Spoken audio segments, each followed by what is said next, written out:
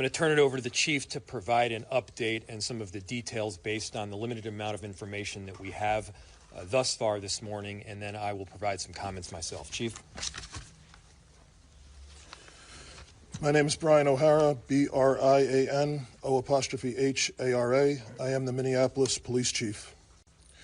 At approximately 9:03 a.m. this morning, Minneapolis police received a report of a shooting involving federal law enforcement in the area of East 26th Street and Nicollet Avenue on the south side of the city.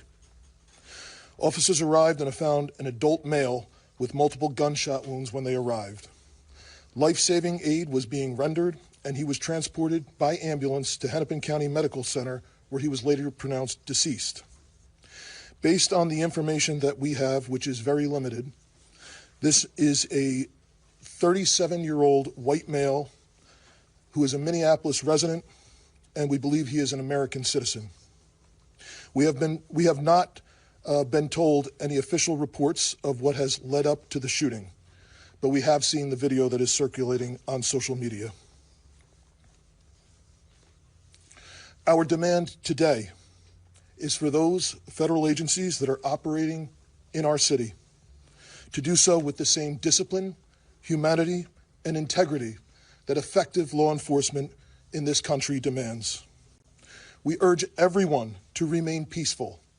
We recognize that there is a lot of anger and a lot of questions around what has happened, but we need people to remain peaceful.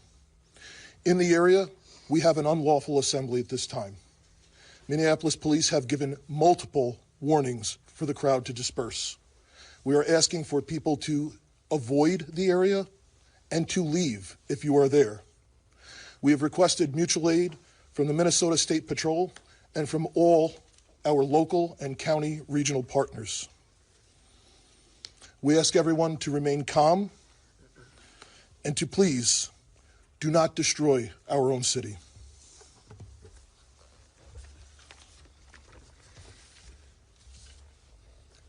I just saw a video of more than 6 masked agents pummeling one of our constituents and shooting him to death. How many more residents, how many more Americans need to die or get badly hurt for this operation to end? How many more lives need to be lost before this administration realizes that a political and partisan narrative is not as important as American values? How many times must local and national leaders must plead with you, Donald Trump, to end this operation and recognize that this is not creating safety in our city? As you'll hear from Director Sayre in just a second, we have seen these kinds of operations in other places, in other countries, but not here in America.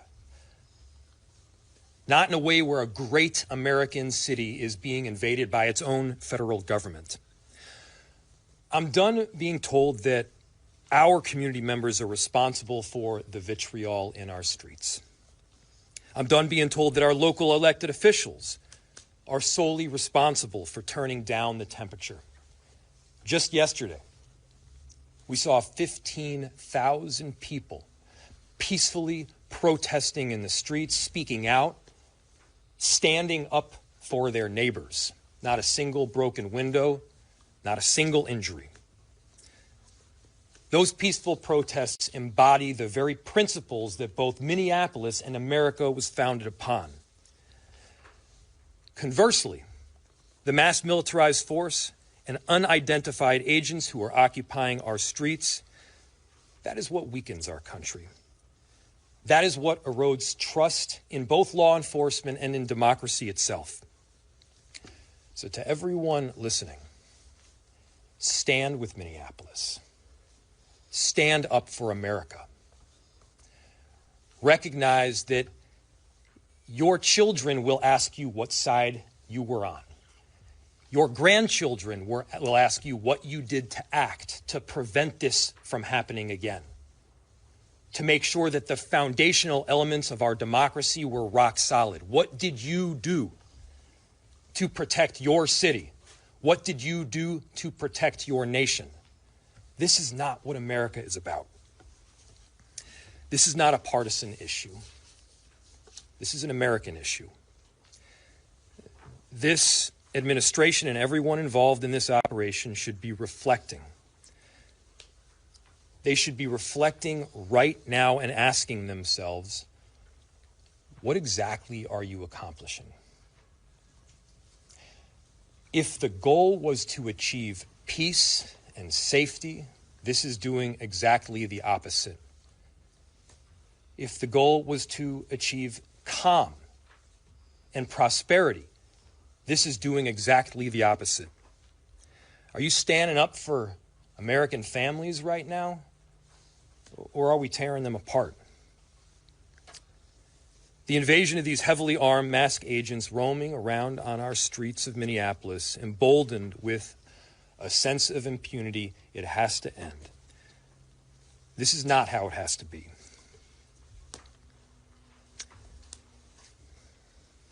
So, to President Trump, this is a moment to act like a leader. Put Minneapolis, put America first in this moment. Let's achieve peace. Let's end this operation, and I'm telling you, our city will come back. Safety will be restored. We're asking for you to take action now to remove these federal agents. Director Sayre.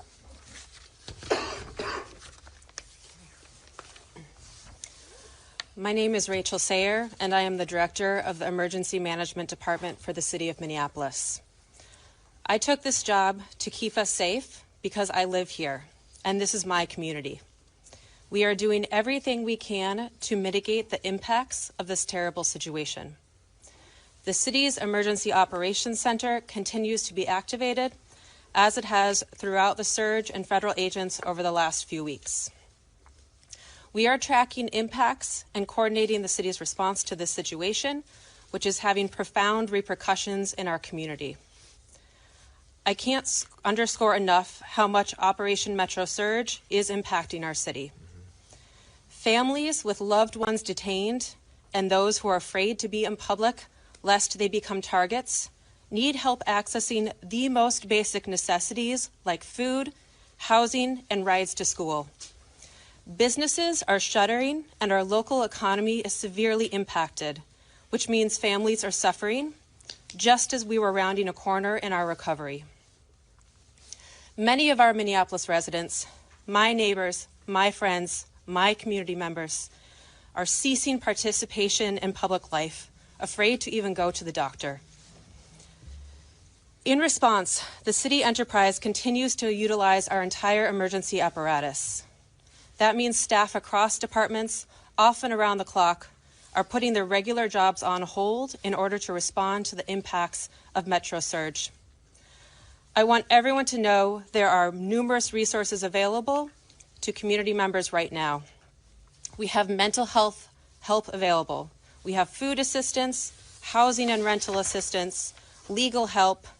We are sharing information about what to do if you are exposed to tear gas, pepper spray, or other chemical agents, and the state AGs and ACLU are collecting reports of rights violations.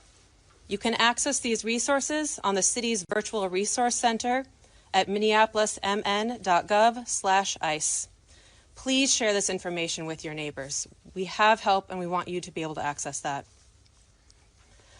My background is in international humanitarian response in conflict zones in Yemen, Haiti, Syria, Iraq, and Ukraine. What I've seen here is what I've seen there. A powerful entity violently and intentionally terrorizing people, making them afraid to go outside so they can't earn a living, so that kids are forced out of school. This has a lasting generational impact. People can't plan a single day of their lives because they don't know who is around the corner and if their family member or neighbor is about to be taken away. In these times, you see both the best and the worst. The worst is the terror and the feeling of helplessness. The best is will continue to be our community's response. The way we are showing up for each other, that is in the absolute worst of times. We're showing up for each other in the absolute worst of times. I'll turn it back to the mayor. Thank you. We'll open it to questions. We are seeing an incredible volatile situation unfolding right now around that scene. Is there any communication right now between local and federal law enforcement or cooperation, or where do those efforts stand to try to calm what's going on down there right now? Yeah, I'll turn it to the chief to answer. So the question was, there is an incredibly volatile scene in South Minneapolis right now, and the extent of communication with law enforcement agencies. We have established a command post that is led by Minneapolis Police, and there are representatives from all of the regional, local, county, and state organizations. We have had communication with Homeland Security, but they have not been able to provide us any specific details around the incident itself. We are responsible for ensuring the safety of people on the streets of our city, and we are doing everything that we can to maintain the peace right now, led by Minneapolis Police, but with the help of the Minnesota State Patrol, Hennepin and Ramsey County Sheriffs. Several suburban towns are in the city helping us with 911 calls. We have done an emergency recall of all sworn personnel back to duty.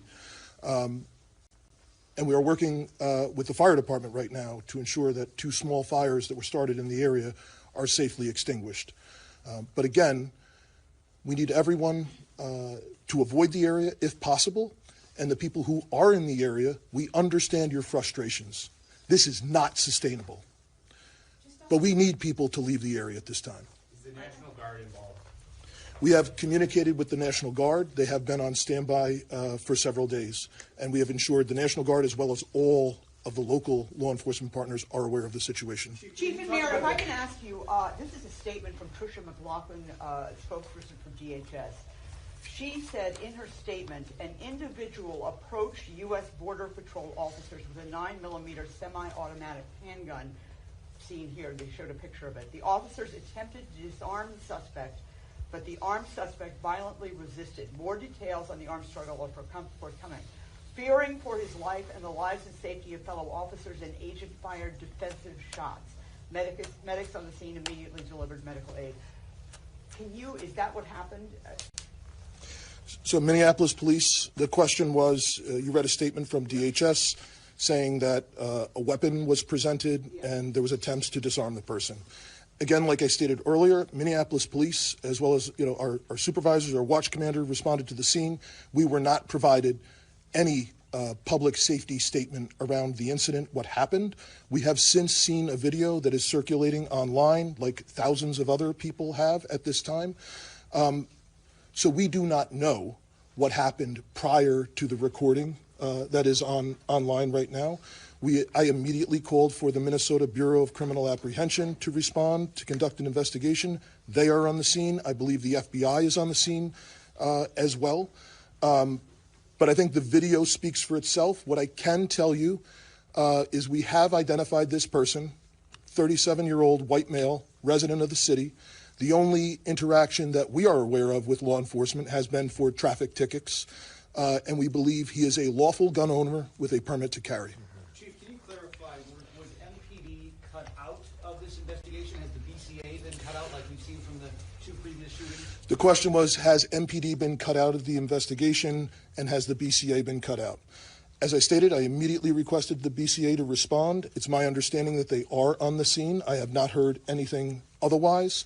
There was initially some information was relayed to me over the radio that our officers were told that they were either not needed or could leave, and I gave a direct order to ensure that Minneapolis Police maintain the scene as well as other state and local law enforcement. Can you talk about the discrepancy? Do you know whether it was multiple officers involved in the shooting or one officer? Do you know their whereabouts? Are they in custody at all or still on the scene? So the question was is there multiple officers involved in the shooting? That is the preliminary information. That is our understanding, that it was more than one law enforcement officer involved in the discharge. And again, There is public video that shows several law enforcement officers in a scuffle with someone. Can you talk about the discrepancy? The initial reports said that the victim here was 51 years old. The information that you have, where's that from? So the question was, the initial reports said the victim was 51. The information that I have is we sent Minneapolis police officers to the hospital with the individual who was shot, and they have since identified that person. Two more questions. Do you have a name of the individual who was shot? I do, and I'm not releasing it. Are you able to talk, have you been able to talk with top ICE and Border Patrol officials to ask them to please be in on this, or have you talked to them, or have you been rejected? The question was, have we talked with federal law enforcement to be in on this? We have had conversations with Homeland Security Investigations this morning. We are told they do not have any information to share at this time, but we will attempt to maintain those communications going forward. Do you believe that? Do you believe that? Do you believe that they have no information to share at this time? The question was, do I believe that they have no information to share at this time? I don't know if the individual that we were in contact with would or not. This is a Saturday morning, and just like it was for us, it was a scramble to do an emergency recall and to get people to the scene. All right, thank you guys. We'll have more information if we get any later throughout the day.